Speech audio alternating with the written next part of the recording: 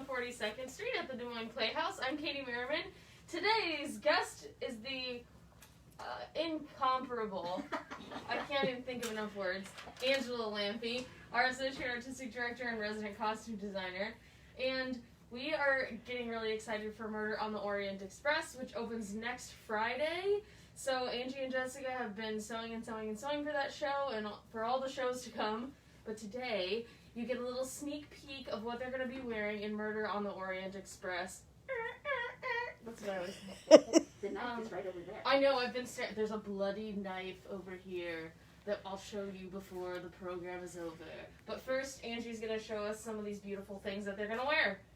Okay, on the dress forms, well, this is Poirot's bathrobe, dressing gown, because at one point we retire for the evening to our fancy train cars. So the set is really beautiful. You're gonna really love that. So we made this fabulous dressing gown for Hercule Poirot.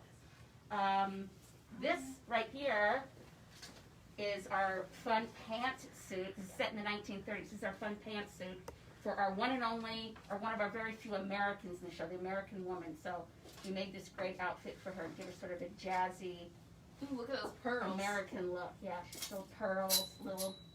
And if you have eagle eyes, you might recognize this fabric from a musical a couple of years ago. Ooh. We recycled, we upcycled. This is the Princess Dragomira. I can never say her name. You're off. Dragomira? Correct syllables. Syllables. Yes.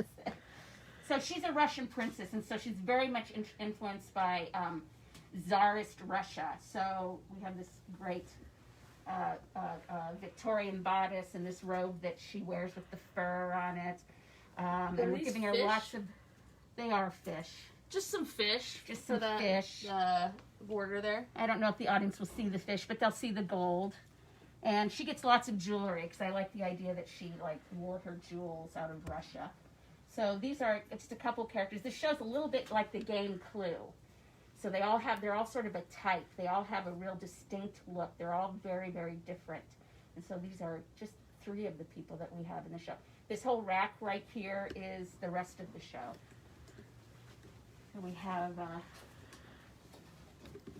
here's our Scottish gentleman in this great green wool Norfolk jacket. Played by Evan Shetler. And his plaid vest, because you know he's Scottish. So he has to be plaid. In case you can't tell he's Scottish, we put him in Scottish plaid. And then the woman he's in love with, I've just given away a secret, I think. Mary, she wears this, and she's English, so we give her a nice tweedy English sort of No, you're good. That's look. not a secret. That's not a secret. I guess they give that away right away. Olga, our Countess, this lovely raspberry gown, and then our men. And this one's fun because I convinced our director to let me put white pants on stage. He's scared of the white pants.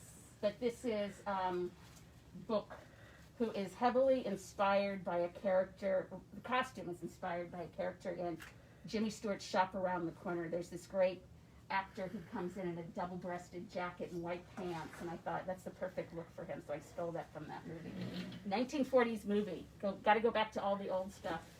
And so we've got sweaters and suspenders and cufflinks, all the old school stuff that men used to wear that they hardly ever wear anymore. Taught men how to wear suspenders and high-waisted pants to have that great 1930s look for this great 1930s show. Got to come see it. It's going to be fun. Angie, what made you choose the colors that you chose for the show? Well, some of it is to contrast with our set, which is browns and tans and golds. But just bold colors that make them all pop. They all make them seem, because they're all very different. They all have a distinct character. Different countries, different ages, different. And so you need to be able to look at them and say, oh, that's that person, that's why I think they committed the murder, and that's that person, that's why they committed the murder. And who do you think did it? Well, I'm not going to tell. I know, I'm not going to tell you, but there's the knife. This is fun. We did this for the props department. What is that stuff? Resin. We took a fabric dye, interestingly enough, and put it in resin. You can buy resin at the craft store, and then it creates blood that doesn't get all over their costume, but looks wet. So you can From make the your audience. own bloody weapon prop at home if you want to. Yes. Perfect. So because Poirot holds it like this, and now he doesn't get it on his fingers, and then all over the costume. But hopefully, if he Theater does trick. hold it like this, he goes. So that's I feel acting, like not what my you do. department. I did the props. in the Okay, costume. so this is beautiful and so exciting. We hope that you come to the show next week on Friday night for opening night. You can get tickets at dmplayhouse.com.